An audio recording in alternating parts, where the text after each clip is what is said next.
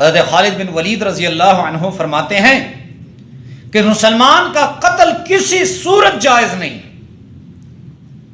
حضرت عبداللہ بن مسعود رضی اللہ عنہ فرماتے ہیں کہ مسلمان کا قتل صرف 3 وجہوں سے جائز ہے۔ نمبر 1، اگر اس نے کسی کو قتل کیا ہے، قصدن قتل کیا ہے، تو یہ قاتل ہے، ریاست اس کو قصاصاً قتل کرے گی۔ دوسرا، اگر یہ مرتد بن گیا اور یہ 3 دن میں واپس نہ آیا تو ریاست اس کا سر قلم کر دے گی۔ اور تیسرا، اگر یہ مسلمان ہے، شادی شدہ ہے اور اس نے زنا کیا ہے تو یہ ریاست اس کو سنگسار کرے گی۔ اور ان 3 باتوں کے علاوہ اگر کسی نے مسلمان کو بے وجہ قتل کیا، یا اس نے ہماری زمین پہ قبضہ کیا ہے، یہ قتل ناحق ہے۔ اگر اس نے ہمارے بھائی سے جھگڑا کیا ہے، یہ قتل ناحق ہے۔ اگر یہ ہمارا قرض نہیں دے رہا، آپ قتل کریں، یہ قتل ناحق ہے۔ یہ قتل ناحق ہے۔ اور اللہ فرماتے ہیں، آپ کو ایک اہم بات بتاتا چلوں، یہ مسلمان اور کفار کے بارے میں جب بھی قرآن میں بات کی گئی اور کفار کے بارے میں کہا گیا کہ خالدین فیہا ابدا، یہ جہنم میں ہمیشہ رہیں گے، لیکن مسلمان قاتل کے بارے میں کیا کہا گیا؟ جس نے مسلمان کو ناحق قتل کیا ہو، وَمَن يَقْتُلْ مُؤْمِنًا مُتَعَمِّدًا فَجَزَاؤُهُ جَهَنَّمُ خَالِدِينَ فِيهَا،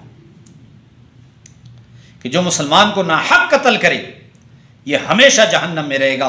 اگرچہ علماء اس کی تعویل یہ کرتے ہیں، خالدن فیہا کی تعویل یہ کرتے ہیں کہ بہت عرصے تک یہ جہنم میں رہے گا۔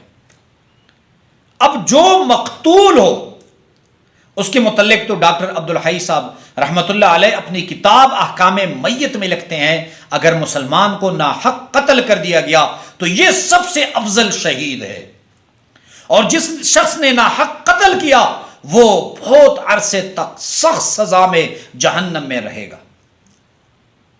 اب اگر کوئی شخص قاتل کو معاف کر دے تو کیا اس کی یہ معافی دنیا میں بھی ہے کہ آخرت میں بھی ہے؟ تو علماء فرماتے ہیں کہ اگر اس نے دیت دے کی صلح کر لی یا مقتول کے ورثاء نے اسے معاف کر دیا، اور معاف کرنے کے بعد یہ سچے دل سے توبہ کرے کہ میں اپنی گناہ کی اللہ سے معافی چاہتا ہوں اور میں زندگی میں یہ عمل دوبارہ نہیں کروں گا، تو اللہ رب العزت اس کی اخروی معافی بھی فرما دیں گے۔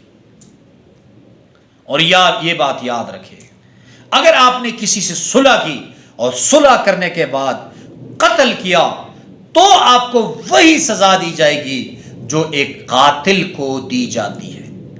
اور ہمارے ہاں پاکستان میں اور دنیا میں کہیں یہ ایک ایسے بھی ہوتا ہے کہ قتل ایک شخص نے کیا ہوتا ہے اور ہم اس کو قتل نہیں کرتے، بلکہ ہم اس خاندان کے فرد کو قتل کرتے ہیں جو یا اچھا کاروبار کرتا ہے یا اچھے پیسے کماتا ہے۔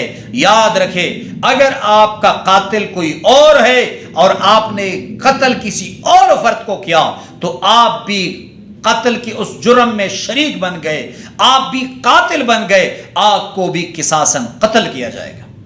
تو اللہ رب العزت ہم سب کو کسی مسلمان کو قتل کرنے سے بچائے، اللہ رب العزت ہمیں کبھی قاتل نہ بنائے، اللہ رب العزت تمام مسلمانوں کی حفاظت فرمائے۔